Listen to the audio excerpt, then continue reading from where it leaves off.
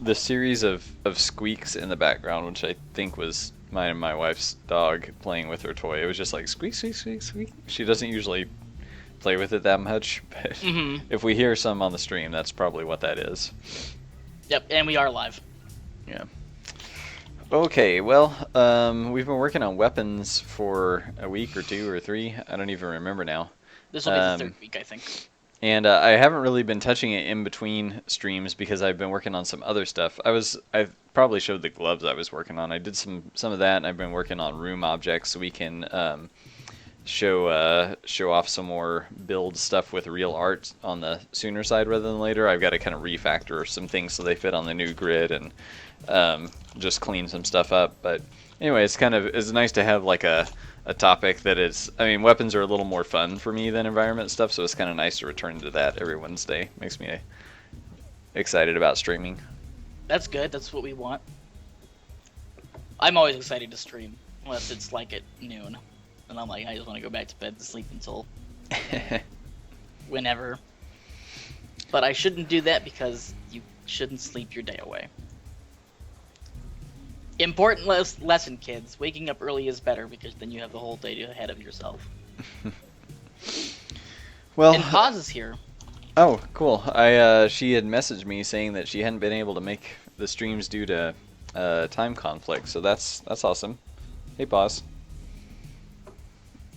I'm not really watching. I don't even have Twitch live right now because it sucks up so much bandwidth. I try to just, well, Kyle, I usually let you handle the comments and seeing who's on, but That's and what I you just pay me stream. for, isn't it? Well, yes. Yeah.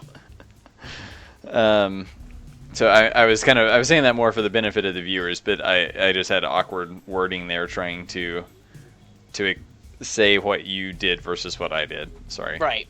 I read the chat, and now I'm compiling questions for updates and stuff, which I saw the next Kickstarter update.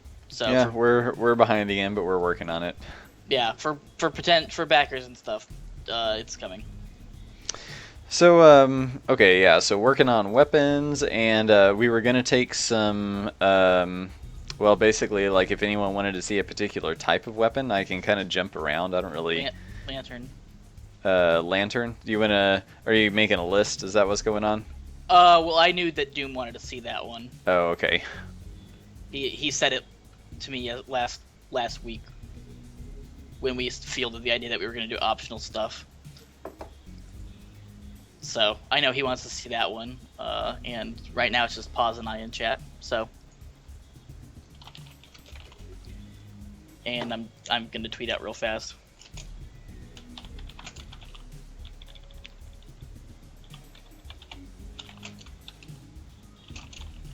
So how are you, Baker?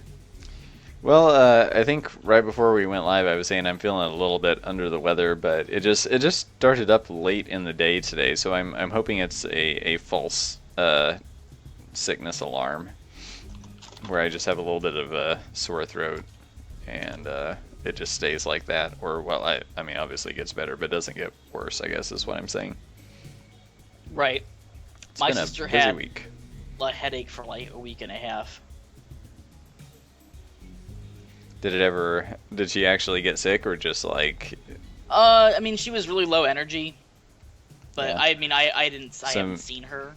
Not that we're in the So- same state or anything, because since we aren't, but maybe it would just be kind of like one of those lethargy sicknesses where it's like, it's gonna do its worst, but it's not quite gonna put you under. I feel like I get a lot of those. Like I don't actually get sick that much anymore, which I credit to my wife cooking healthier food and making me take care of myself. Right. So, but yeah, I haven't been getting sick very often for a while now, which is cool. I've had the flu twice. This year? No, ever. Oh, that's a pretty good track record. Both on my birthday. Oh, well, I don't know if that makes the track record worse or the same. But I was 8 one time, and we were all going to go to Chuck E. Cheese, and then I threw up everywhere, so I had to stay home. well, at least you didn't throw up in the ball pit or something. Oh, God. I mean, I wouldn't have felt bad at the time, but I'd have felt bad now. And then the second time, we were going to go skiing in Colorado, which you may not even know, but I was kind of semi-professional skiing in high school. Really?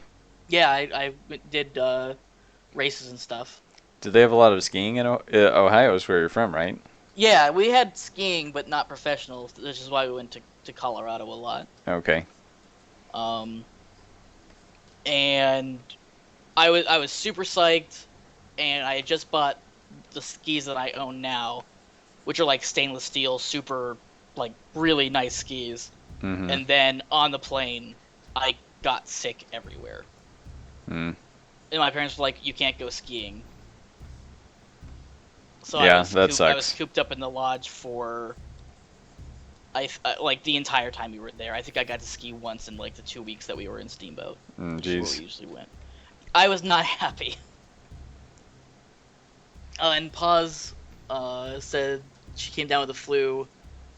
She passed out and vomited all over herself. Oh, that sucks. Turned out she actually had pneumonia. Never had that. Also, I had pneumonia when I was a kid. Yeah, that sucks. I would not want that. Nadrog also says that you are a, quote, freaking magician. Me? Yes, you. Why am I a magician? I wish I could draw like that. Oh, okay. Well, that is why people show up to watch me stream. I guess the 5 of you that are on. So it's magician. I don't hear that one a lot, so that's kind of nice. And Nadrog gets.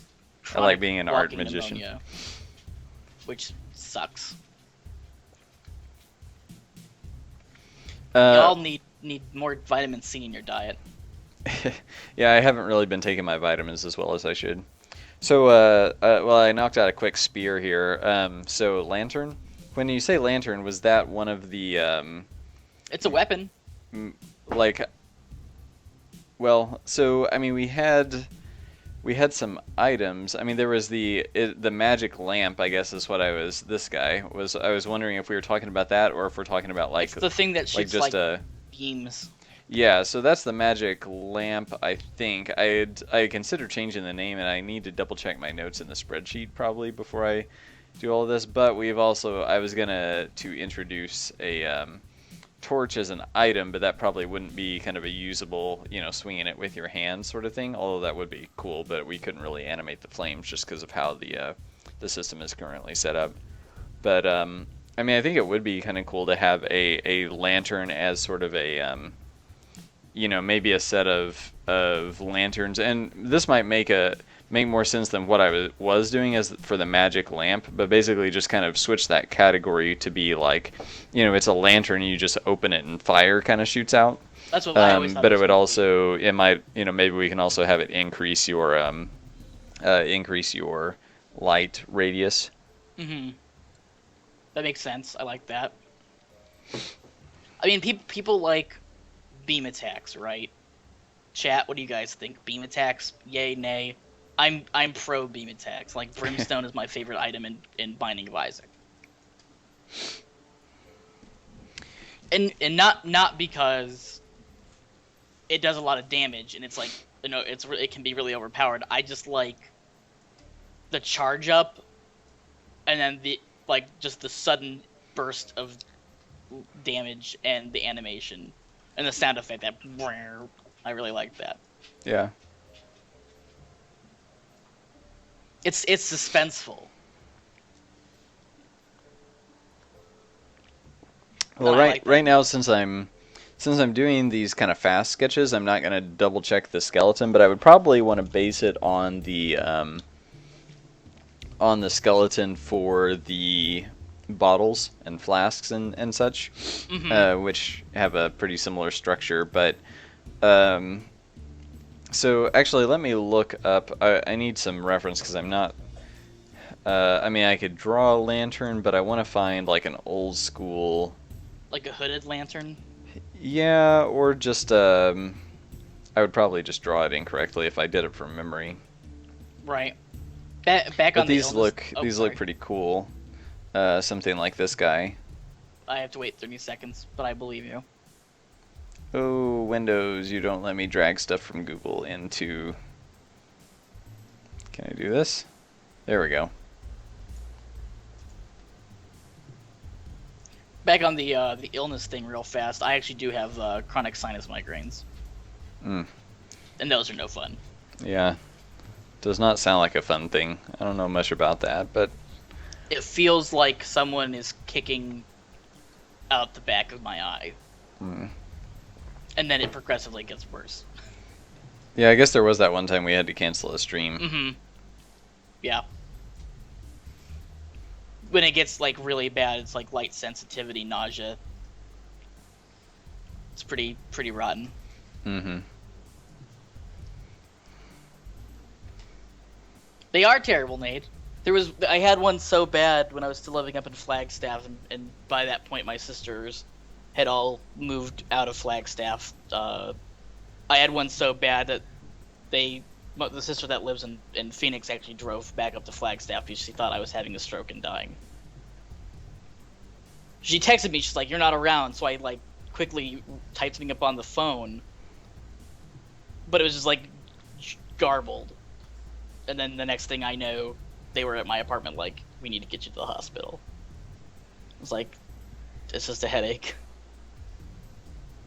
But yeah, that is a cool lantern, sorry. What type of lantern do they have a name for that?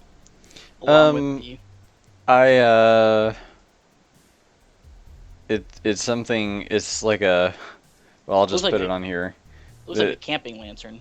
Yeah, I mean, I think it's just an old school kerosene lantern, just a very nice one. Apparently it's got some German name on here, but I don't know, I don't think it's like a particularly German lantern or anything. Because, see, there are other kinds, like, I'll show one here that looks a little more old school. I really like that one, actually. I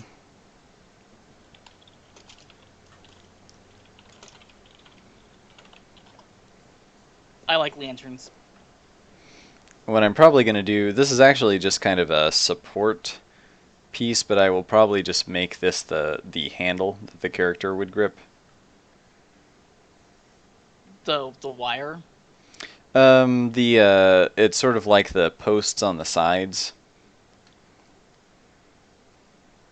Oh, I see. Okay, yeah. Chat likes the copper lantern.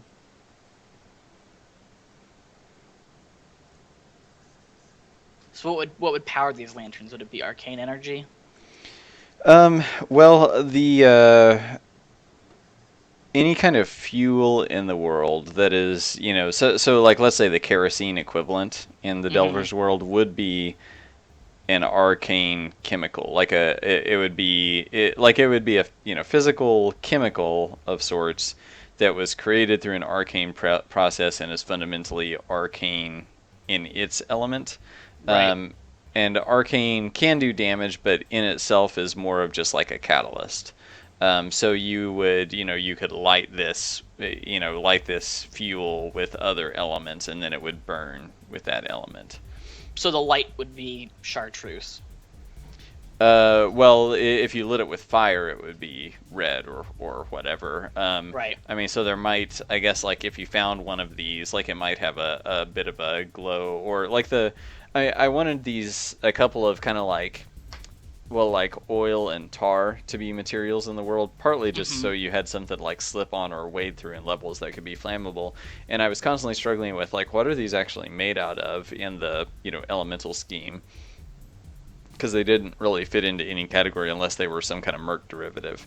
So when we introduced arcane as an element, I thought, oh, like suddenly this is, I mean, arcane is used to manipulate or kind of manipulate energies or change the form of energies or amplify energies, I guess. So it made a lot of sense to just make, so if you have tar, it's just kind of like a slightly, like a sort of greenish tar, like it's got a greenish kind of tint to it, or it might be a little bit pearlescent, I guess, or iridescent, I should say. And so that would all have like a greenish tinge because of the arcane element kind of in it. And other oils might be like a brighter green, which something like olive oil is kind of a greenish sort of yellow green. Yeah, it is. It doesn't make food orange, or not orange green, but greenish. Mm-hmm. It cooks clear. Yeah.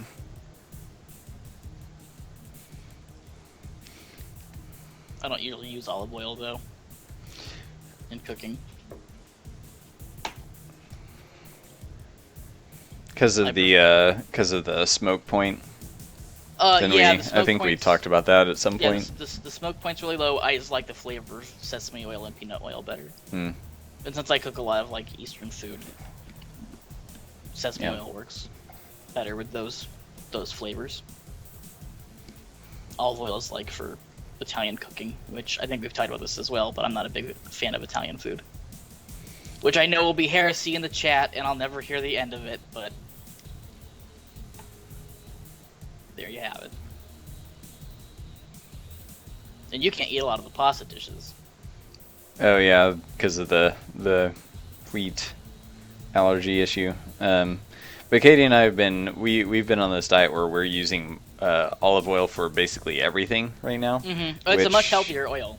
Yeah, it's been pretty good for us, I think. She was way into butter for a while, but neither of us should really be doing dairy. And I think butter, because it doesn't really have much lactose or anything, but it still has milk solids, I guess you would say. Mm-hmm. Which I sound like really. I feel like I sound weird saying that, like I'm one of those people who are like, oh, the milk solids, and the just like getting super nerdy about food. The mouthfeel, which Katie's in culinary school, so that's the kind of stuff she has to talk about. But I'm a big thing about mouthfeel. You what? I'm a big proponent of mouthfeel. Yeah. It's absolutely a thing. Oh no, I don't disagree that it's a thing. You just sound kind of like a super geek when when you talk about those things. A little bit. It's like I realize Katie and I have these conversations that I wouldn't want to repeat on the stream because they get really pretentious, but it's just like, oh no, like she's in class for to learn about food, and I just talk with her about it, I guess. Right. I'm being told we should go vegan, which will never happen. Not for me, at least. Sorry. There's so many things I can't eat already. It's like if you can't eat wheat or other it's just like I've got to limit so many things already that cutting out meat isn't really on the agenda for me, unfortunately. I like meat too much. I don't think I could do it. Don't even think I could go vegetarian. I like eggs. I like milk. I like all that stuff. We're both from the Midwest though. A lot of cooking in the Midwest involves that meat, potatoes. Yeah, Missouri's pretty southern in some ways. Like I grew up on just like sweet corn and mashed potatoes and gravy and chicken and yeah. I was looking at other lanterns here. I was thinking like there was I was looking for, maybe it is a hooded lantern. Yeah, some of these magic items are just way harder for me. Mm-hmm. I never thought lanterns would be I never thought it'd be like a class weapon or anything like that. I think one of those one-off weird items that you find. And I think there's like a bullet lantern. It's basically like the precursor to the flashlight where it would like aim the light, and I can't think of what it's called. It's not a bullet lantern, that's something else, but I'm trying to find it here.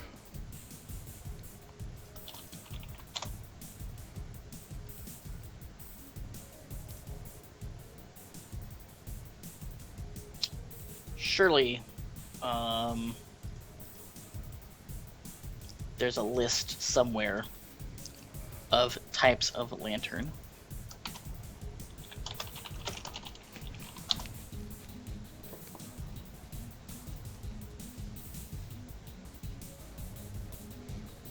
Well, types of lantern gets me. How many different lantern cores are there?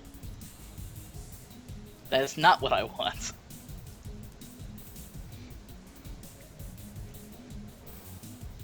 I was just wondering what would come up. I searched for magic lantern. Mm-hmm. And got a bunch of what looked like photography things, which is kind of cool. It would be cool to have a weapon that looked like one of these. Gotta give it time to... I mean, I think it's actually like an old school projector. I guess they called them magic lanterns. You put a piece of film in and put a candle behind it or something. Right, yeah. That is how that would work, I suppose. I didn't really know this was a thing. It makes sense. Yeah, there's a mirror in there that flips it. It's really cool. The Delver's Drop stream, where we look up weird old things to research weapons. That's part of it. Because I feel like this looks too much like your typical lantern. Like what I had originally was a little more mystical looking. Right. Chat likes the copper coloring, by the way. Oh yeah, and that's that other one that I showed. I can copy that in.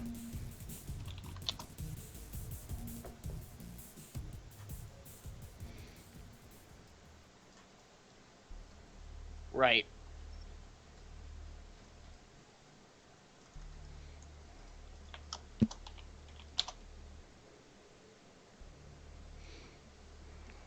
I mean, that one does look a little more, I guess, like it could be mystical or something, but when if the Delver's carrying it, like you zoom out this far and you can't really tell what that is anymore. Like it doesn't even look like a lantern really anymore. Mm-hmm. So I'm trying to figure out like how to get that to work.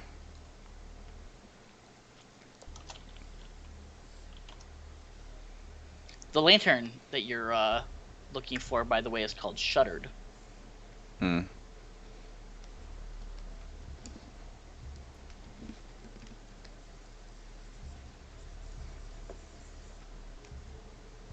The black one looks too modern.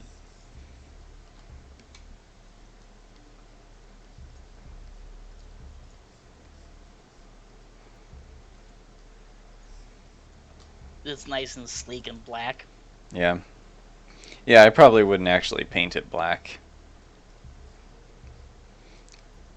Although, like, I'm trying to figure out a slightly better way, because we had, well, it never fully got implemented, but we had weapon tinting kind of tested, and I wanted to be able to tint it on a kind of basically like through the randomization and everything, make it so that the weapon could get tinted to look like it's a rusty one or a steel weapon or what have you. I actually kind of came up with a slightly better solution to that, but I still need to test it out.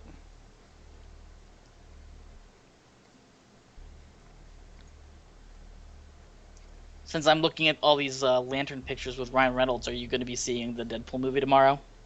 Oh, does that come out tomorrow? I didn't actually. It comes out like premieres on Friday, but. Yeah, I'm not really. I wouldn't say I'm a Deadpool fan. Like I've read some comics that he's in that I liked, but I've never read any Deadpool comics. Like I feel like we've just like recapped every one of our conversations ever on multiple episodes. But okay. I'm just last week we were talking about fictions that take themselves seriously versus, and like I understand why people like Deadpool as a character and his goofiness and kind of breaking the fourth wall and everything, but that's just not really my thing. Because I like to take everything seriously. So. Right. I will be seeing it. Yeah, I'll see it eventually, but it's like if I'm going to go to the movies, I'm probably going to go see something that Katie also wants to see, and I'm not sure at all if she would like to see Deadpool or not. It could go either way. Because, I mean, right. we really liked Ant-Man, and, like, that one was... I mean, I guess that one was more charming than... Like, it had its funny moments, but it was more charming than just, like, outright funny. But I assume this is going to be a little bit darker, so... It's rated R. Yeah. So it's at least going to be more violent. Yeah. So, yeah. And I can understand that.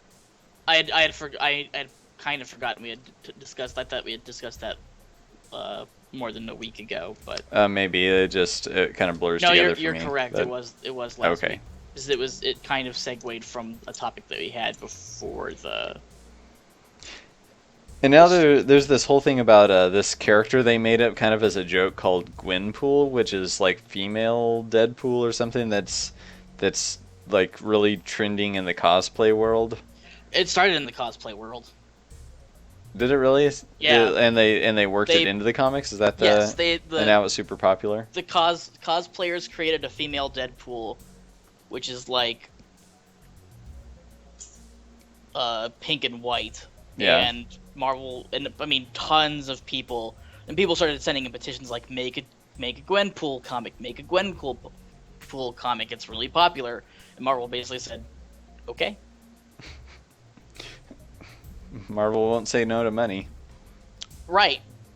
But I think that's cool. I mean, like, can you imagine you were the person who, like, the lady who first dressed up as Gwenpool, and now, like, your character that you sort of I mean, it's obviously, like, not from scratch, but, like, you invented a character that is now in the Marvel universe. Like, you know, you're gonna go down in history, even if it's just a little slice of history. Right. Even if you're a footnote, you're still gonna be a footnote to history. Chat is continuously amazed by your art skills. Oh, how the hell does he do this? I can't believe how talented he is every time y'all stream this.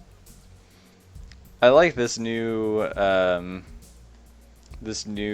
lamp a little better. It looks more alien and kind of weird. Oh, I thought you were gonna say I like this new chat that just keeps that too. Yeah, just keep it coming. But yeah, I like both lamps personally, but the second lamp definitely looks a lot more fantasy and old schooly. But I do need to figure out how does the where does the character hold it? I mean, I guess they could kind of hold it here, but then it'll be at a weird angle. They hold it on the ring.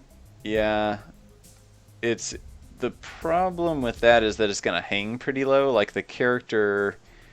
Let me just grab the Delver to kind of show you what's going on there. Right. I mean, this isn't totally to scale. I'm going to go back through. I'm just trying to kind of brainstorm these, and then I'll go back through and rescale them later. But if the character holds it from the ring, then it's kind of swinging way out in front of them, so it looks like they're holding a cannon or something. And we could rotate it a little bit, but then it's still kind of way out there to the side. So really, I mean, that was kind of a problem with the bottles too. And so what I ended up doing is just having the character hold it kind of way up here. So right. if I like, it would be more like this scale, and then they would hold it out in front of them to fire. So ultimately they're going to swing it kind of out here and it'll do something. But, yeah, so I might actually have to draw some of these things a little more top down. Like, it's not an issue with swords because you're supposed to swing a sword, but the magic items always look strange kind of when you swing them, just because like we don't have, like, being top down, it's hard to articulate some of those things. Right. I miss the rogue. Huh? One of these days I'll get to play again. It's that I miss getting to play as the rogue. She's cute. Although she's missing something in that picture. The arrow or something? Or something, yes. Yeah, I wasn't paying attention. This is my, like, I gave her a heavier outline and cleaned her up a little bit to kind of make sure I was keeping the style consistent on some of these later things. Right. I'm kind of going back through, and on the assets I have to update size-wise anyway, I'm going to be boldening their outline a little bit. Because, well, for one, I was never super consistent, and two, I realized over time that a lot of times you can kind of tell that it's there, but you lose the outline a little bit. It just looks like a sliver at certain resolutions, so I'm just chunking it up a little more. But I'm wondering if we need to actually move the base kind of way up.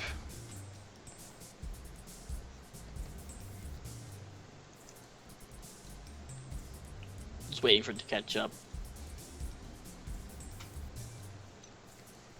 Maybe after this you should go over what weapons that are on the sheet, so the chat can see if they want one in particular. Oh, you made it more squat. Yeah, that makes sense. And then we don't have as much of a perspective problem. Yeah. Either. And yeah, maybe I will just have the character hold one of these sides here.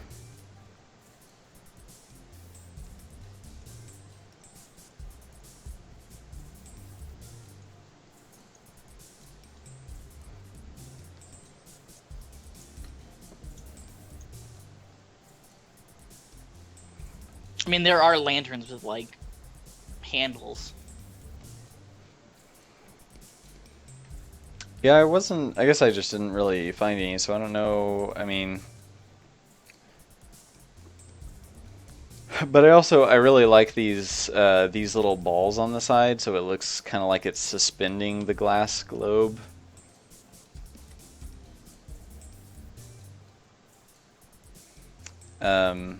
So if I do too big of a handle or a different kind of handle, it eliminates that part. Right. I could do something like this, maybe.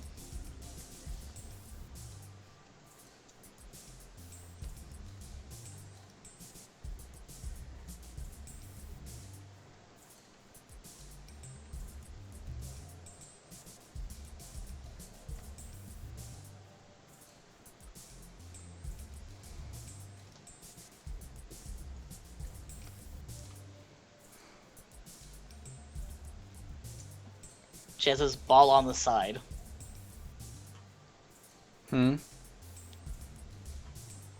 I think they mean to put the... I don't know what they mean. Like put these little hinge rotating... what would you call that? Like, yeah, the little suspension ball. Yeah, on a different, hinges. Just on one side. Is that what the suggestion was, or? I think so. Maybe chat will clarify.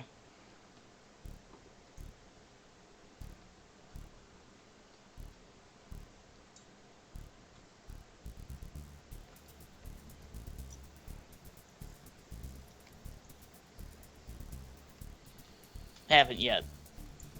I like what it looks like there too, though.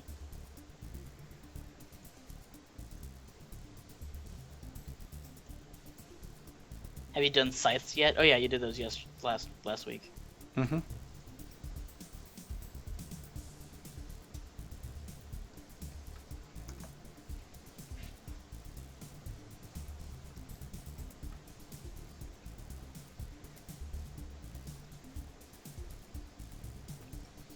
My apartment building is shaking. That's not good. No, it's not good. We had an earthquake a little while ago. And by a little while ago, I mean, I think it was in, like, beginning of December. It was pretty freaky. Have you ever had an earthquake? I feel like we had one in Springfield a few years ago. I mean, it wasn't, like, in Springfield, like, as far as the epicenter or anything. It's probably in Oklahoma or somewhere, but I think I was taking a nap, so I just completely missed it. Yeah. So I've never like felt an earthquake myself, even though I've, in theory, like, you know, people have said like, oh, we had an earthquake. I'm like, oh, really? Yeah, no, Chad. I don't think I'm having an earthquake again. I just think the people who live downstairs, I think I've talked about them before. They're super, super old. They have really bad hearing problems, so they play their music really loud. But their speakers are crappy, so the bass level's super powerful. But I can't hear any music, but I can feel the bass in the floor, which causes the floor to shake. It's pretty unique situation. It wasn't like the last apartment where I lived in, where I got my car stolen, though. Whoever lived next door to me would leave their dog there for days on end, and it would just bark. The entire day would bark. So we were talking about showing people the, I guess, the rest of the weapons that are kind of on the list to work on. Yeah, probably a good idea. So I got this whole first row done, and then we got most of the second row done. So I was going to do tridents, pole arms or halberds, spades, aka shovels. This one is for just an icon for if you're barefisting.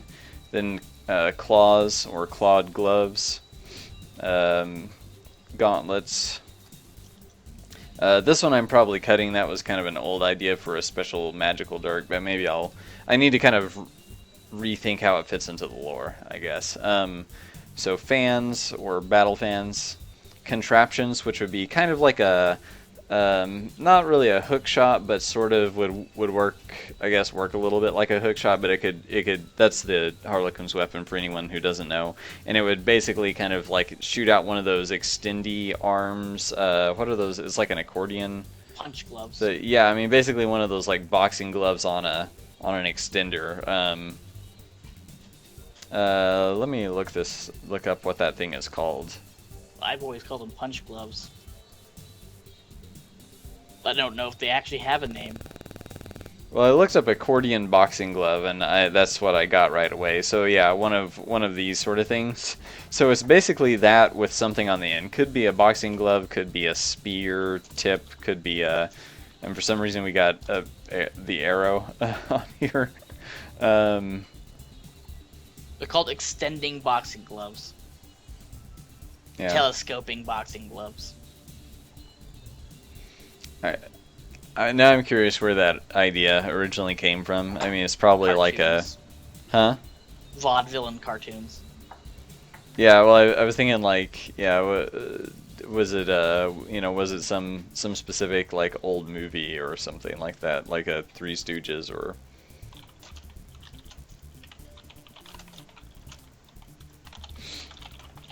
But anyway, and then we've got grapnels, which wouldn't do much damage, but would actually pull you forward if it hits something.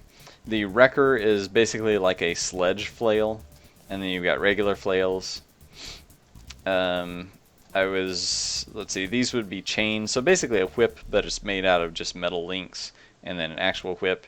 And over here I had, I guess it doesn't have a slot, but a saw. Just like a hacksaw. And then we have firearms, so these would be pistols and rifles.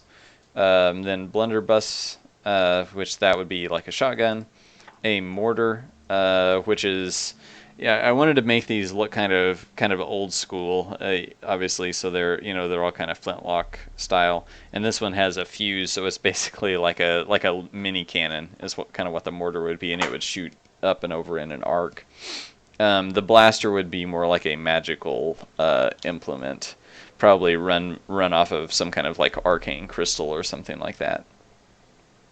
Right. Then machine bows are basically all sorts of crossbows. Then we've got regular recurve bows, and I was going to do some kind of either a separate hunter's bow or sniper's bow, or I might just lump that in the same category as bows. Not quite sure. Brands would be a magical... It's basically like a weapon that creates a magical blade construct. And then bellows, that would be sort of more like a utility item of sorts, but it would just like basically shoot a puff of wind. So it's kind of somewhere between a utility item and a magical item, I guess, because it effectively shoots a projectile, just doesn't really do damage. Tongs, I don't think we can really do. I thought it would be a cool idea to like clamp an enemy with tongs and cause them to not move or something weird like that, but the animation wouldn't really work. Shears I might do, but just make it where you basically just swing the shears, just because it would be cool to have scissors as a weapon. Right. And then we get into, I need to reorganize the wands and stuff, but I was trying to come up with, okay, so how do we actually, for all these different types of projectile spells, if you don't have guns in this world, if you use wands to shoot these projectiles, how do you differentiate between the wands to like, besides just having like a spread wand and a bullet wand, like is there something else to call these or to make them look different? So I had this list list here: missile wands and orb wands, but I don't really like that idea. So I might end up kind of rethinking what those are called or what they look like. I don't know if you all can see, but my dog is being needy right here. Hi, Beatrice. Come here, Beatrice. Hey, come up here. You want to get her on camera? I can hear her. Beatrice, come here. Come here. Come here. Can you see her? Hey, look over here. Look over here. She's kind of she kind of looked at the camera for a second, but this is Beatrice. It's just now catching up. Yeah. It's dark in here, so you can't really see because she's black. She's got like a couple white spots, but otherwise she's all black. She's a Border Collie Black Lab. Yes, she just now came on screen, but yeah. It is hard to see because she is black. She's sticking. You can't see her, but she's sticking her nose like right here, and like kind of in my side or in my lap. Like, oh hi. Can you get your tongue on camera? Like here, can you lick? Oh, yeah, she keeps like sticking her head up here, but I thought maybe you can't see her, but you might see her tongue, like trying to lick me. Katie had to teach her not to lick because she would just lick everyone all the time. So she would, you'd be petting her and she's just like lick, and then you got slobber all over your hand. She's a runt, so she's always been a little bit like kind of needy, I guess, in that way. Chat is wants pro kisses all Beatrice. The time. So, well, she ran off to go find her toy again. So, anyway, so back to these weapons. We've got a stave, aka magic hammer. So I was basically thinking that staves would be you could use them like a club, but you could slam down and basically whatever you hit, it would do elemental damage to that thing. So it's kind of like a hammer in the sense that you could also do like an AoE kind of like swing it down, strike the ground, and flames would come out kind of thing. Right. And then rods, I put all these in parentheses. So rods, if you smacked an enemy with a certain kind of rod, it would cause a status effect. And then scepters would be, I changed what they were going to do a couple times, so I'm not even sure now. I haven't seen him around for a long time, but I'm sure you remember Vacant Psalm from the forums. Mm-hmm. I think he would really want to see if he were around. And again, I haven't really seen him online for a long time. I have him on Steam, but I haven't seen him online on Steam either. He would want to see Death Rattles. Oh, yeah, I'm getting to those pretty soon, or did I just pass them? No, you haven't gotten to them yet. I okay. was preempting and we could, you. It's right here. We can. I could work on one of those if someone's interested. But then we've got 3 different types of these would be elementalist weapons. So it's fronds, roots, and branches. So those are also kind of like the magic hammer, where you would sort of swing them, and it would basically cause flames or something to occur in the environment. So rather than, it's not so much shooting the flame as like calling it forth from the ground or what have you. And then brooms, I thought would be just kind of a like shovels and that sort of thing, would be kind of a fun melee weapon to just smack things with, but they would also cause some kind of status effects or possibly like kind of shoot bursts of dust or something like that. So as we get farther kind of along in the list, some of these are just more random ideas that we might not do. I really want to do various kinds of turrets and traps and so on, so I was working on the icons for these. So single hit traps would be kind of like the bear jaw, like the bear trap jaws, and so once they go off, they're done for kind of. Caltrops would and other kinds of spikes would be like they just sit on the ground, and every time you touch them, you take damage. Mm-hmm. But then we've got mines, so obviously those would explode. Bombs, they're like heavy bombs, so you would kind of dump them on the ground and just leave them, and they would explode. Grenades are more like you throw them, and they're lighter weight, meant to be lobbed across a room. So you'd throw them, and they'd kind of bounce on it, and they're on a timer, and then they'd explode. Where blast balls are, this is kind of like there were balls that you could throw in Final Fantasy Tactics. And whatever you threw them at, if it connected, it would cast a spell on that thing. So this is kind of a similar idea. So you'd throw a blast ball, which, I mean, is kind of very similar to a grenade, but the idea is that the moment it touches something, it goes boom. So it's more of a, like, detonates on touch versus grenades and bombs detonate on a timer. That could probably warrant some simplification, but I wanted to have a decent variety of different types of bombs. But what we might do is kind of go more the Borderlands route, where they've got some bombs that, they're like sticky bombs. So you throw them and they just like cling to something, or, and well, Spelunky too, obviously. But basically have, they're all bombs, but they have kind of different functionality, or different ways of being thrown and so on. So we've got thrown mauls or tomahawks and so on. Boomerangs, thrown crushing, that would be like a bolo or a thrown hammer or something like that. Thrown piercing would be a thrown like a dart, or a small javelin. And then thrown slashing would be shurikens and so on. And then I was working on instruments, so I'll just kind of skim through here. We might not differentiate between instruments this much, but I think since everyone loves the bard so much, if we ever had the chance to do the bard in an expansion, I would probably want to do some of these instrument types. But I think bells could be really cool just as an instrument anyway, like just that wouldn't have to be quite so bard specific. It's not like a guitar or something. It's just something you could swing and it, goes ding and some, causes status effects on nearby enemies or attracts enemies' attention or whatever. Same with whistles. I don't really think whistles, at least the drawing of the whistle that you have, those are pretty easy to use. Mm-hmm. And then we had vials and flasks and so on, which I kind of changed the way that flasks were going to work, because originally we just had that you would like point it and it would sort of shoot these spirit gases of sorts out. But what I want to do now is actually change the animation so the character actually drinks them, and so like it kind of takes a swig from this flask and then can like breathe these sort of fireballs or spirit shots or whatever you want to call them. And then we get into some more of these kind of random weapons, which some of these probably need to become items or equipables.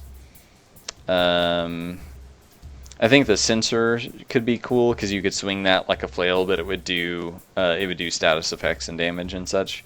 And then as we get over here, these are actually items, so these are just icons for different item types that you could kind of carry in your inventory. Mm-hmm. I mean, some of the potions would be in your actual item, like usable item inventory as well. So that's pretty much the range of it. Do you know about the Uchida hammer? I don't know. I guess not. I feel like it sounds familiar, but I don't know. So what it is. like Lucky Mallets from Final Fantasy. Or Breath of Fire. I don't know if I remember. They heal like shrunk status in various games. They make you normal size. It comes from a folk tale. Basically, it's a magic hammer that makes you like grow in size or shrink in size, depending on the story. Yeah. Just a thought for you were talking about mallets and that sort of stuff. Mm-hmm. This is actually supposed to be a mallet, not a hammer. Which are obviously different for... So what's it called again? An Uchi... Uchide. Uchida? Uchida, yeah. Then the character is Isun Boshi. He's in Okami. Yeah, see, this all sounds really familiar. He's like the little sprite that travels. He's like... Was this a Dragon Ball Z plot or something? At some point. They might have had it in Dragon Ball Z. It sounds so familiar. It's like a super popular Japanese folktale. It's in Secret of Mana. Like I said, it's in Okami. Also, The World Ends With You. I don't think it's in Dragon Ball Z. It might be. Probably Dragon Ball, not Dragon Ball Z. Dragon Ball is more of that fanciful and goofy stuff. Dragon Ball Z is more It's over 9,000. What? It's over 9,000. It's over 9,000, yeah. It's all about the fighting. And now there's Dragon Ball Special. Akira Toriyama's working on another, like, follow-up.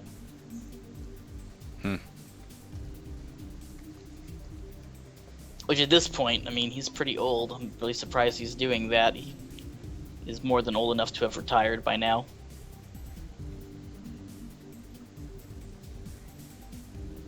But One Piece is still going, and it's been going since '97, so what do I know? Yeah, well, I mean, Dragon Ball's been, like, the original Dragon Ball was probably from the 80s, right? Yeah, I think so. That sounds correct. 84 to 95. Yeah, man.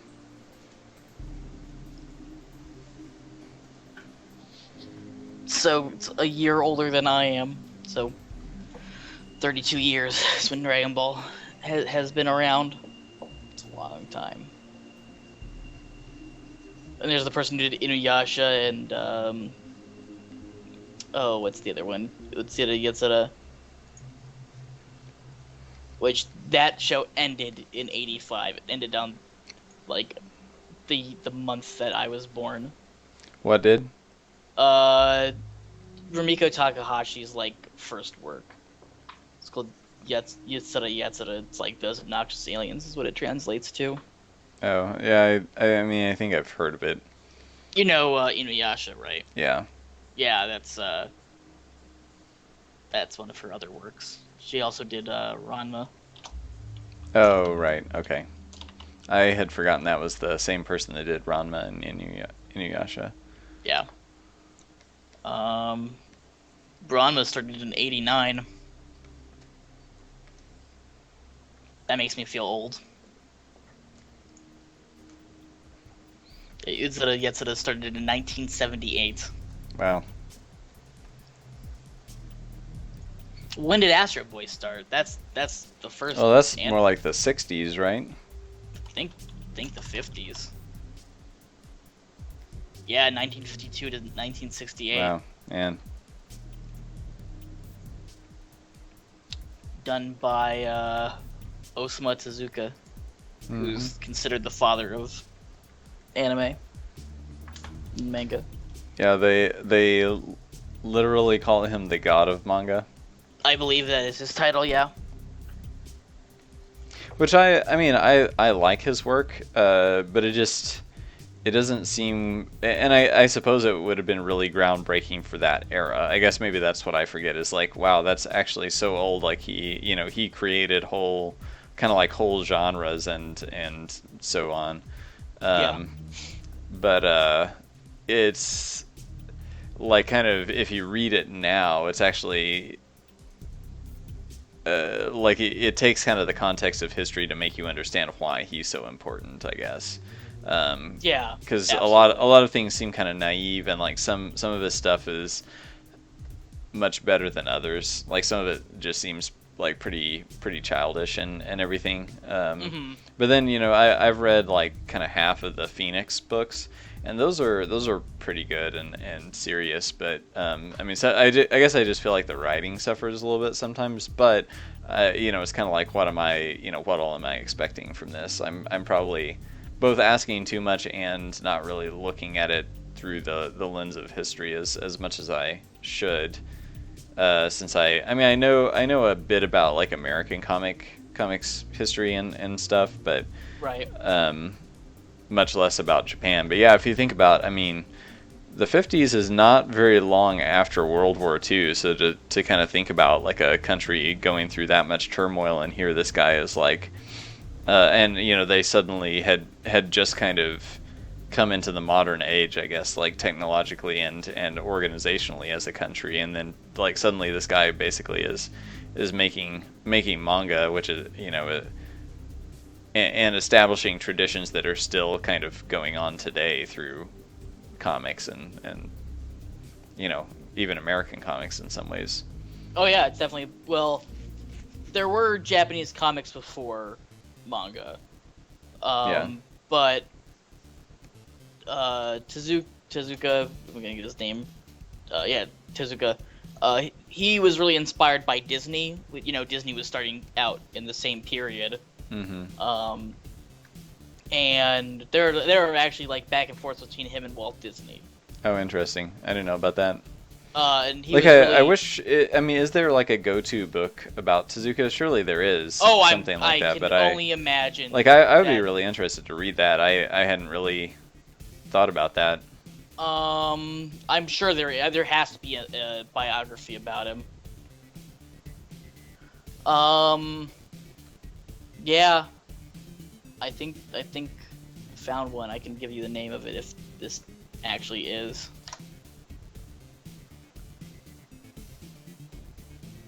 Oh, that's one of his. There's a manga about. There's an anime about his life. Which makes sense. I think that would be interesting, but I kind of just rather read a book. I guess I'm getting old now that I actually like reading history. I hated to read reading history way back when. A history major, so I've always liked reading history. There's a book called I'm way more interested in fiction, I guess, or always have been. I like fiction, but I also like reading real history because I think it makes you better at writing fiction. Yeah. I mean, I'm sure. And I think it takes a certain level of maturity that I did not have for the longest time to kind of understand that, I guess. Yeah.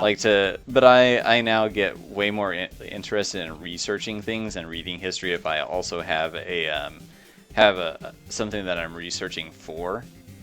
So if I'm like, oh, I want to, a while back, like when we first started our company, we were kicking around this idea for kind of an Indiana Jones-ish. Basically everything from kind of like pirates to supernatural enemies and secret societies and that sort of thing. And so I was researching just all kinds of stuff from like the 1800s and makes sense. And that's an era I never would have really been interested in before, I guess. Right. Well, in high school, I guess you'd call him mentor, just the way that school worked. The teacher who basically was like the dad of whatever group that I had.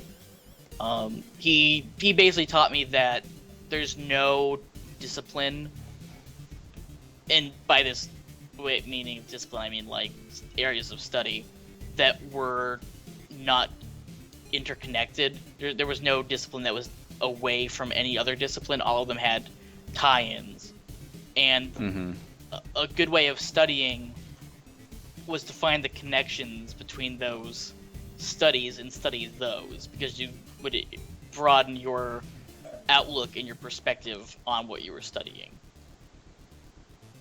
So like I was in a college level English class, and we were reading Oedipus Rex, and I was also in a theater class, and we were reading Oedipus Rex. And obviously the theater side was looking at it from, well, where did this come from? Where did it originate? How did Greek theater come about?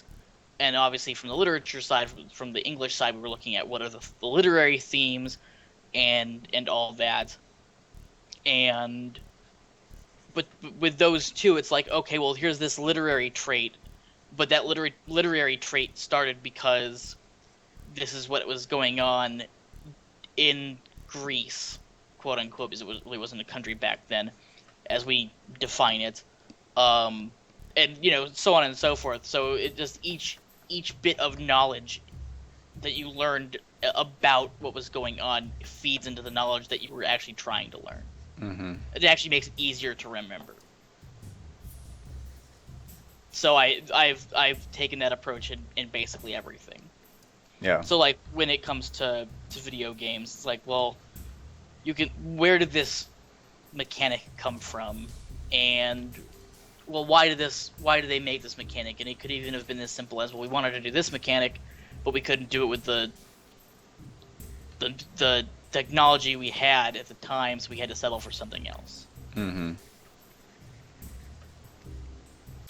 with art, like, okay, well, if you're gonna have a 1950s era game world, you should probably look at the 1950s. Well, is it 1950s America or is it 1950s Britain? Because those are two different things. It's 1950s Japan, but that's a different thing. The Reconstruction era Japan is definitely different than post World War II America. Yeah. But those two are interconnected too, because obviously America spent a lot of time and a lot of money rebuilding Japan after the war. So that would be my advice to anyone wanting to do game making, is to do as much research as possible. I guess the only negative is you research too much and you can't use it all. So it's time. You get too many ideas. Yeah. And I almost said it's time. It's you've wasted time, but you really haven't wasted time because you've at least learned something. Enriched yourself. Yeah, and that'll come out later. I mean, the more you just kind of imbibe, whether it's media or history or anything, it just starts kind of naturally coming out then when you start creating. Mm-hmm. And I don't think you realize till much later what the main influences were. Right. I think some people have these kind of like moments of like, oh, there's this thing which was a huge inspiration.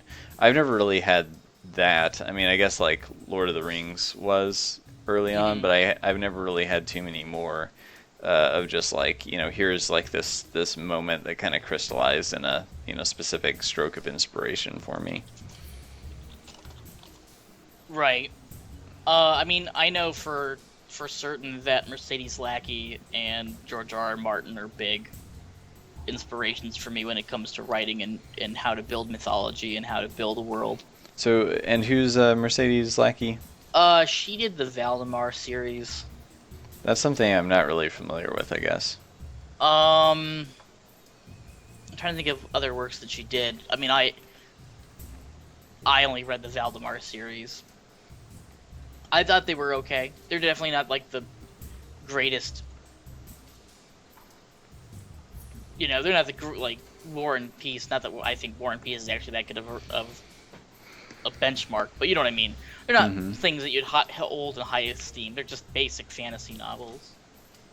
But there's a lot of, and I will probably get some crap for this, but there's strong female characters. The female characters aren't just like princesses. There are female characters who go out and like punch people in the face. And there are positive gay and lesbian characters, actually quite a few. That's kind of like one of her things, is to have a lot of like positive gay and lesbian characters. Mm-hmm. And I mean, but her magic is all very black and white, very Tolkien-esque. Like, there was this evil mage who made bad things. There was a good mage who tried to stop him, so on and so forth. So. Yeah, the more I try to make the Delvers lore, though, the more I realize, there's something to be said for just like keeping it really simple and saying like, oh, this thing is a bad thing because it's bad. It's really hard to do ambiguity especially when you don't have. I mean, our game doesn't have that much of a story, really. Like, we're trying to put more story in it. And I've worked on the lore quite a bit the longer we've gone, but it's like, it gets really hard to make an evil kind of bad guy that also has some ambiguity but is not human and so on. You know what would really help? What's that? With that, me. Well, you've definitely made some good suggestions in the past, but then there are a lot of things I want to keep close to the chest. Yeah, I understand. Because at some point, like, if you want to still stream the game, you're gonna have to be surprised about one or two things, even though you're on our small team. That right, but I suppose I should say that doesn't make me not want to help you with the writing. Right. Any less. even if it's like, okay, this is what Kyle can write, and this is all that Kyle can write. Here's your homework assignment. Get this done by Tuesday. Thank you. I'd be more than happy with that. I've always said I would love to help out more.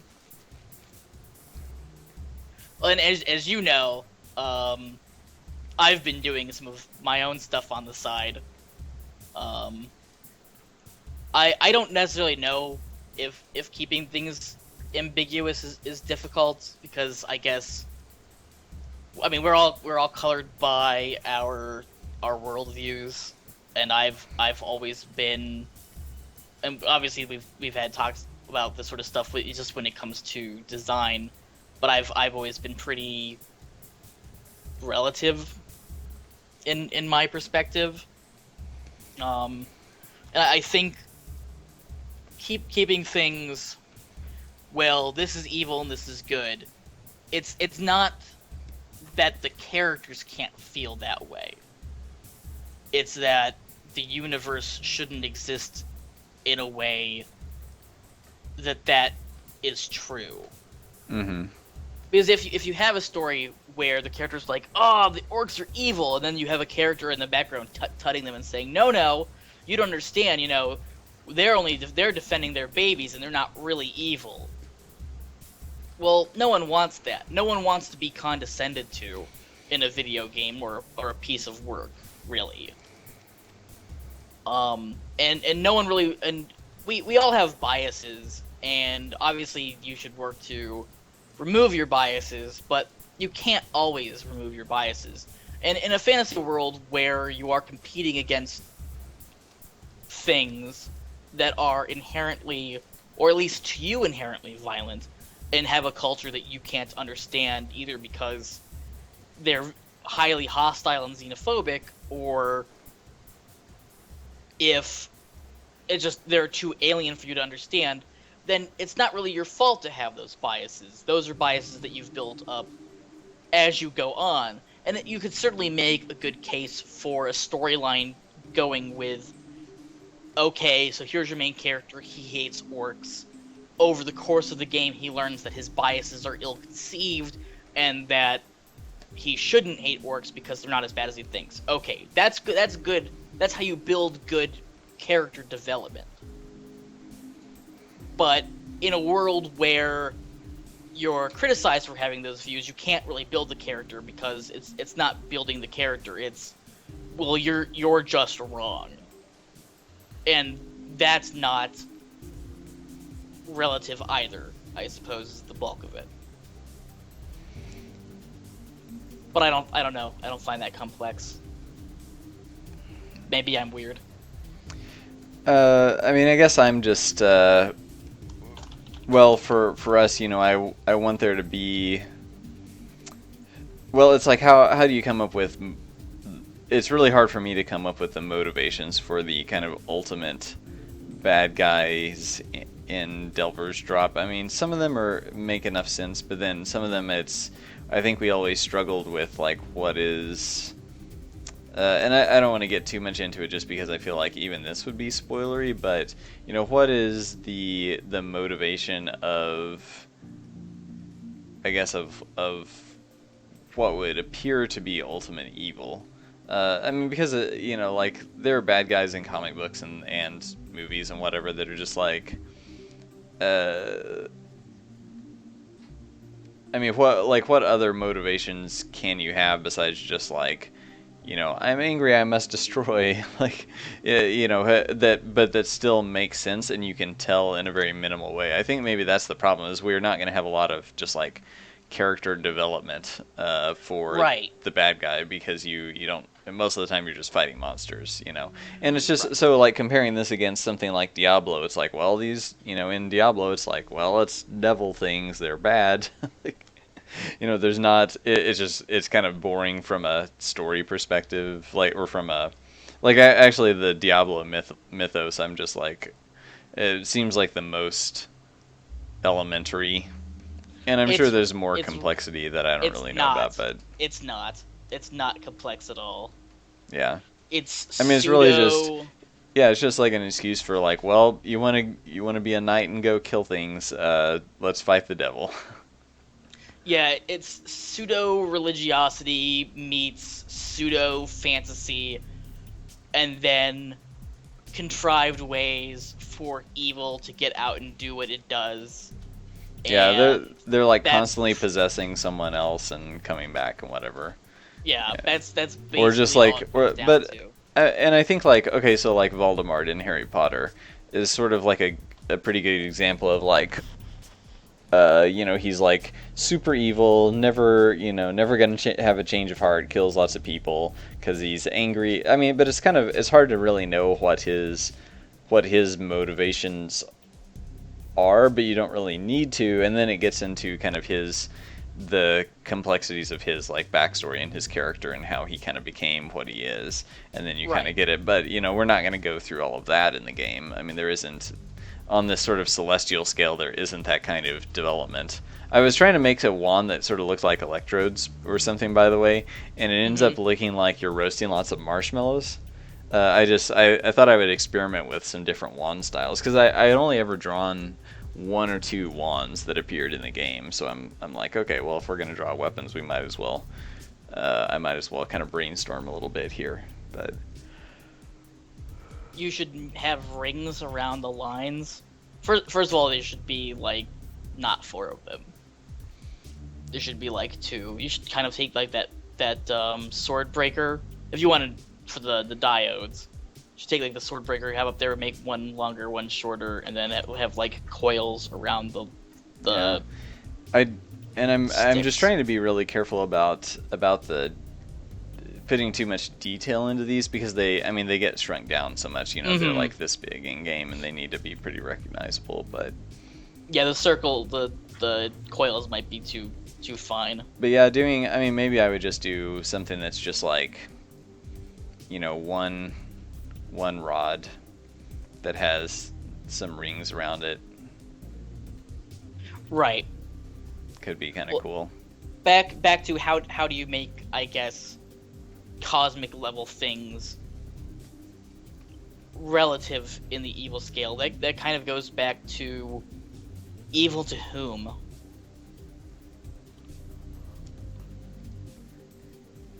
Are you actually asking me? Well, I mean, I guess so, yeah. Does it identify as evil? You mean self-identify? Yeah. No. Like does right. So what it's doing, does anyone really? No, and that's my point. One person's evil is another person's good, and even people who do things that are relatively considered evil on a broad spectrum aren't doing evil all the time. But I do kind of get tired of the bad guy sort of like philosophizing at you about like what is evil, like why do you call me bad because I do these things but you do the same things in a different way. Like it just I get kind of tired of those.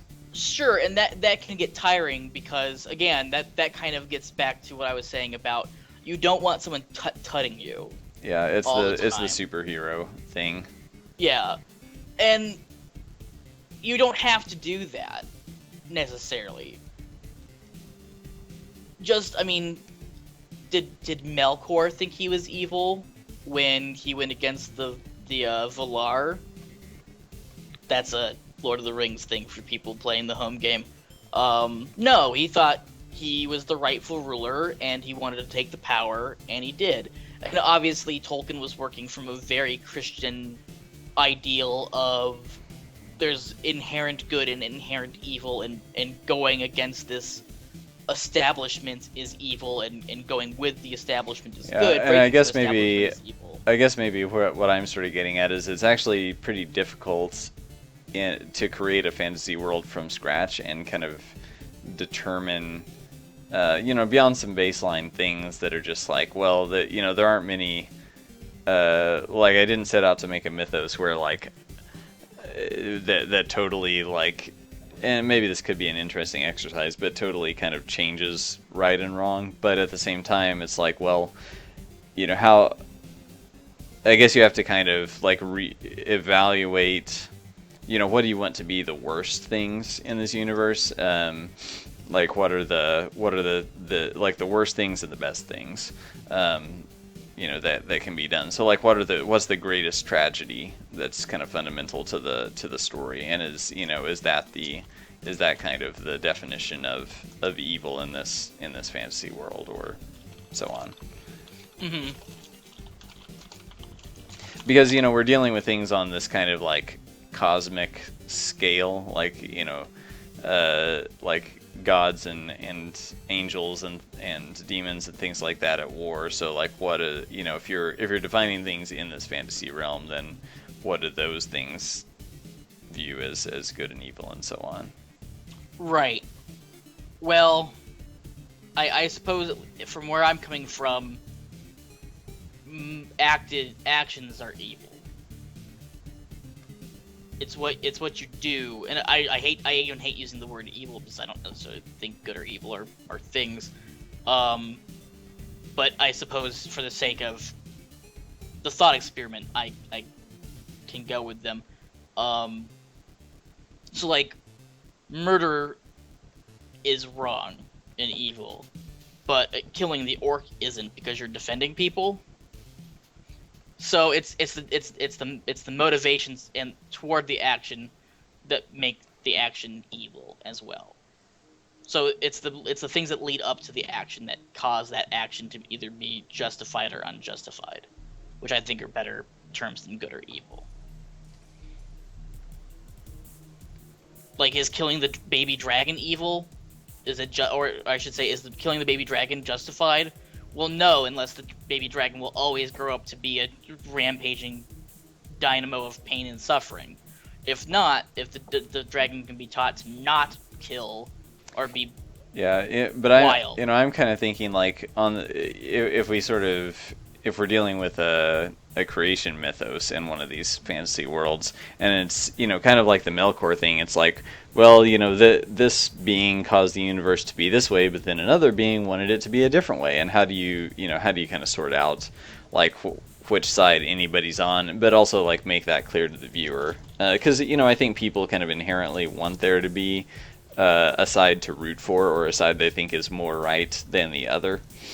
And I mean, you could come up with, well, like, one set of deities wanted the sky to be blue and the other set wanted it to be orange, and they're constantly fighting, and like, any given person could be like, well, I like orange better than blue, but then it fundamentally feels like, even though that's basically as sort of ambiguous as you can get, like neither side is right or wrong necessarily. I mean, let's just not even say the sky could be blue. Let's say it's like between purple and yellow, which are not sky colors unless there's a sunset. So but then like it just makes it silly because what's at stake doesn't matter. Like there's no consequence for it. And so you, in a certain way, I think your morality in a fantasy world is defined by the consequences of certain things happening. I guess that's kind of where you're getting with like the justification. It's the justifications that you use, and Doom is saying this, and I agree, and I was going to come to this. It's for cosmic level entities or anything. You should let the viewer decide what's good and evil. You shouldn't tell them what they're doing is good or evil. Yeah, but your characters have to be on one side or the other, and people are going to want to kind of root for the protagonist, even even if they don't know anything about the protagonist. And that's what I was saying at the start of when you have a narrative, it's not bad for the characters in the narrative to say what they think is right and wrong. Because obviously, if you're writing a character, that character isn't necessarily voicing your own opinions; they're voicing their opinions, and that's what good storytelling is. I think it's good to decouple yourself from the character.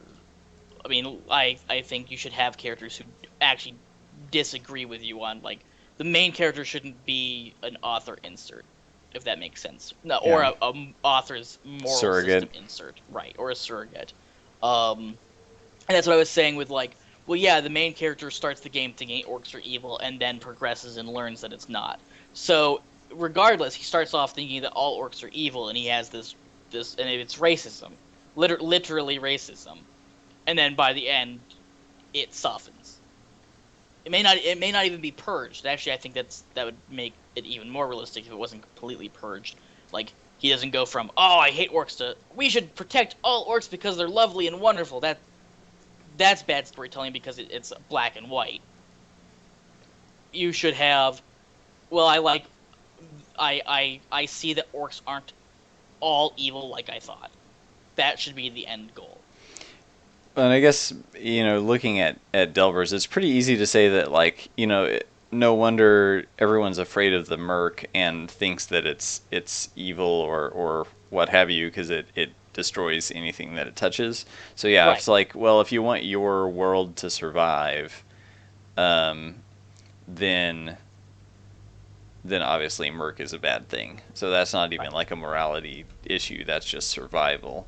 But then if there are beings in the Merc, what Which are we've discussed.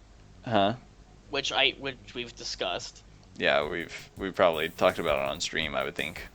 But Not the big one.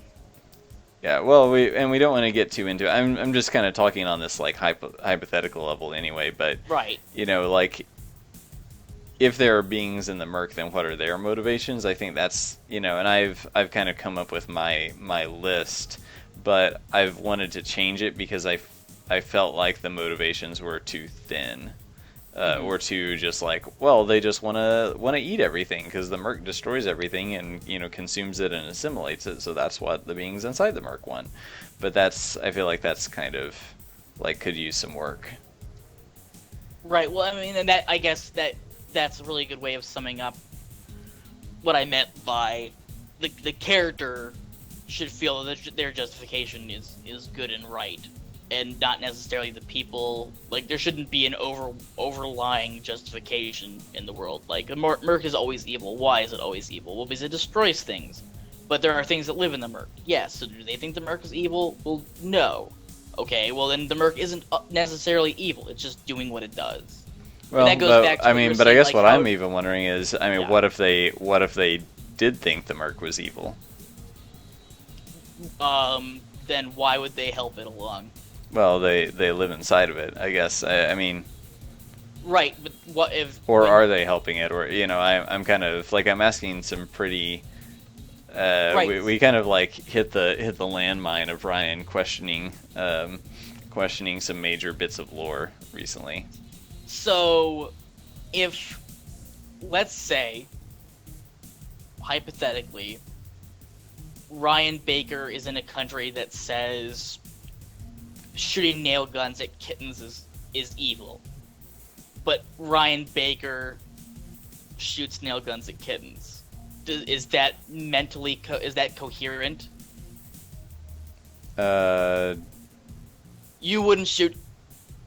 What do you mean by coherent? Like, rationally coherent. Like, it makes sense.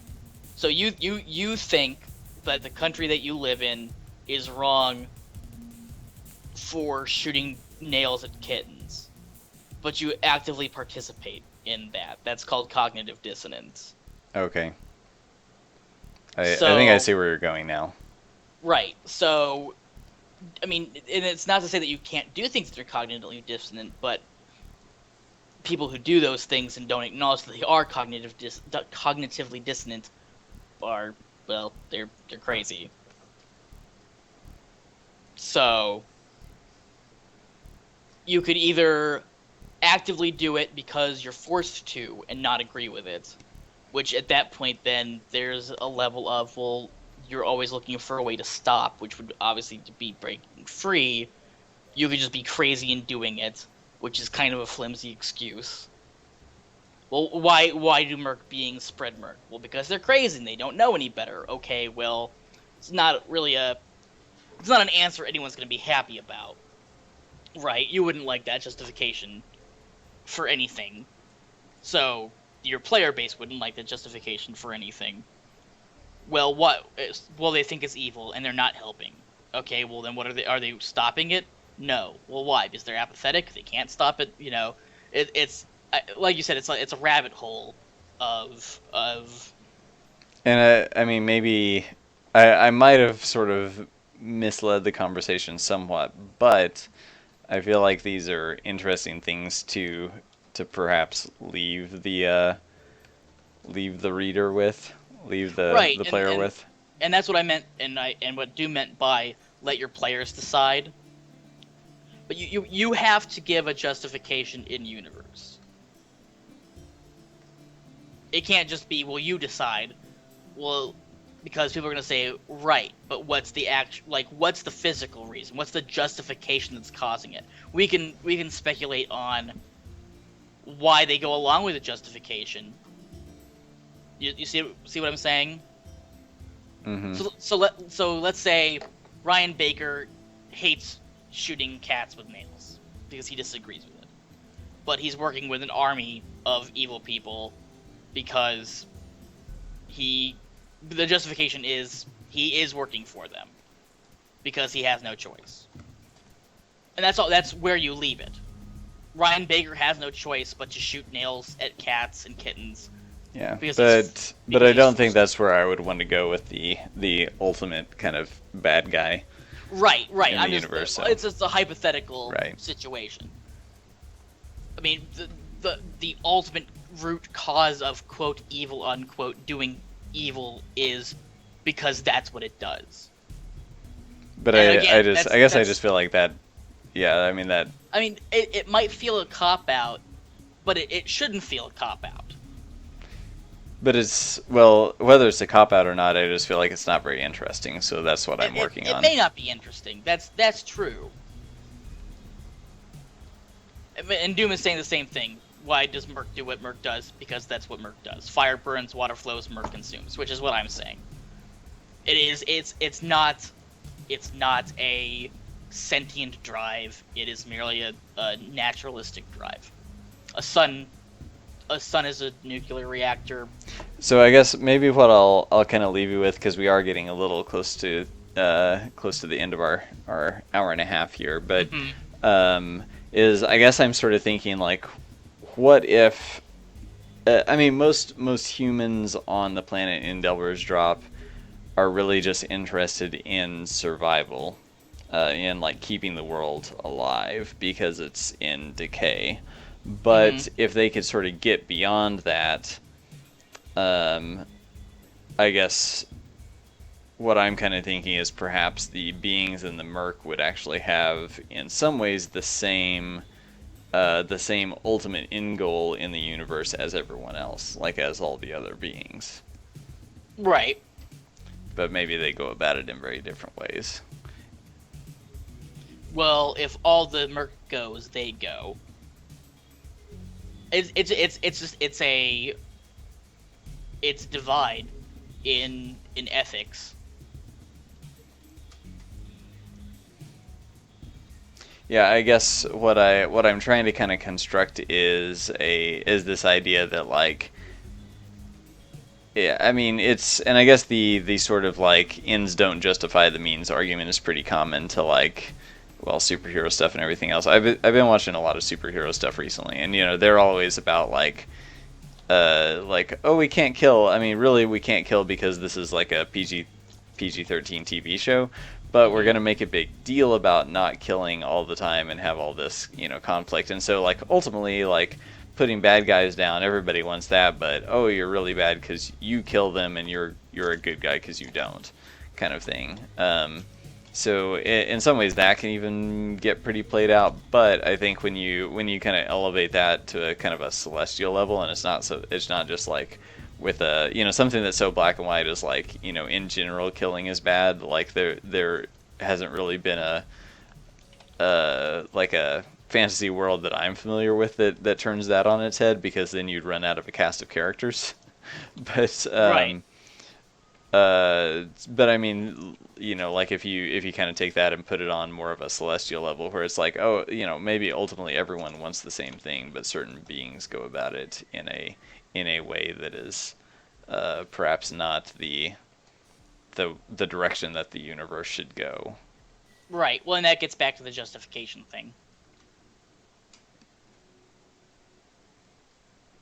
Yeah. Ultimately, in the end, I have what you may find amusing. A snippet from, I suppose, chat. So Doom said, in the real world, God mythos type of stuff came around for different reasons. Obviously, we're constructing a mythos based around the premise that we want to construct it. Actual mythologies were much more, I suppose, organic. So I says Thog see lightning, where lightning come from? Utgok make thundering clouds, punishes Thog for bad hunts. Thog offer deer meat to Utgok, no storm. Thog offer meat, bad storm. Utgok hates meat, no more meat. I lost track of the caveman names. Right, yeah, I was going with caveman names because old. But the non-funny way is mythologies formed around people not understanding naturalistic aspects of the world. Where does lightning come from? Well, Zeus throws lightning. Who's Zeus? Oh, well, Zeus is this angry porn demon that lives in the sky and has sex with lots of things. And I think that came later. Well, yeah, it was. Well, Zeus throws lightning bolts. Well, why does Zeus throw lightning bolts? Well, that's what Zeus does. That's his job. Okay, well, what else does Zeus do? Oh, well, Zeus really likes women. Why? Well, because we like to tell stories about all that stuff. Yeah, and of course, it's cold, John. What else are we going to talk about? And there's no women here, John. So what else are we going to talk about? Well, now we're talking about Zeus having sex with a woman in the form of a swan. Why? Because we're drunk. Probably. And, and that's where the mythology comes from. Not to denigrate anyone's personal religion, but there aren't many people who are up there with the Greeks and Romans these days in their beliefs. Not really. There are some. Yeah. And a lot of people are taking up the Norse religion again in Scandinavia. So, but we can prove these things because we have the original records and we can chart cultural evolution because anthropology is awesome. Doom said, didn't Zeus have sex with a woman in the form of an eagle? Probably. Pick an animal. It probably happened. Pick an animal. I know there was one in the form of a swan, and I know there was one in the form of a bull. I know those two for certain. I'm sure he did as an eagle, too. I'm really waiting now for someone to do the Kama Sutra of Zeus. I bet you it exists somewhere on the internet. My aunt bought me the Kama Sutra. Those stories are so weird if you really think about them. They are. But again, drunk sheep herders. What else are they gonna do? Well, how do you think spiders were made? Oh, well, there was this woman who weaves, because spiders obviously weave. And she challenged another goddess to a weaving contest, and because of that, when she lost, she was punished because, the gods are mean. I thought that one she won and the goddess was pissed and turned her into a spider. I'm pretty sure that's the true version, yeah. I might be. This has been so long that I don't remember. Yeah, that's the story. I took these classes in college, and that sounds right. Hera would be one to do that kind of thing. Yeah, and he was saying woman was cheating. It was an eagle, so thus Zeus was actually the eagle. I wasn't cheating on you. It was the gods, and the gods can't be denied. I'm sure that was used for justification. Absolutely. That is ye olde I slipped and fell story. This is now Pixelscopic After Dark, apparently. And with that, we should probably start wrapping it up. Yeah, probably. So thanks for coming, guys. This has been Ryan Baker, lead creative director and I've been working on a contraption here, by the way. Yes, I see that. I've been watching. It looks good. I like the gears. and he is the lead artist as well, as you can see, and as chat was talking about throughout much of the stream today, that he is amazing. He is. You can go and buy the game now at delversdrop.com/buy. A new build is coming someday, eventually, hopefully soon. For everybody's. I'm cracking the whip. Sake. Cracking that whip on the programmers. And I am Kyle, aka Vosse, and I'm here to talk about a wide range of subjects, judging from the last couple streams. And I also stream where I also talk a lot of bullcrap that I only know partial things about at Vosse, and I will eventually be streaming Delver's Drop. At least daily. When able. I think that's that. Yep. Thanks for coming, everyone. Yeah, I guess that's. Somehow I felt like we had something else to say, but I guess not. We'll be back next week. We will be back next week. Spay and neuter your cats and dogs. Time for PSAs now. Right. Well, you said there was something else, so I'm just gonna run through like a quick couple here before we end. Love one another and always endeavor to leave the world a better place for those who come after you. Recycle. I just what's hilarious, you couldn't see it, but I just moved one of those lantern files to the recycle bin right as you told everyone to recycle. That's awesome. Yeah. Okay. And with that, we should probably wrap it up. Yep. Okay. Talk to you all later. See you guys.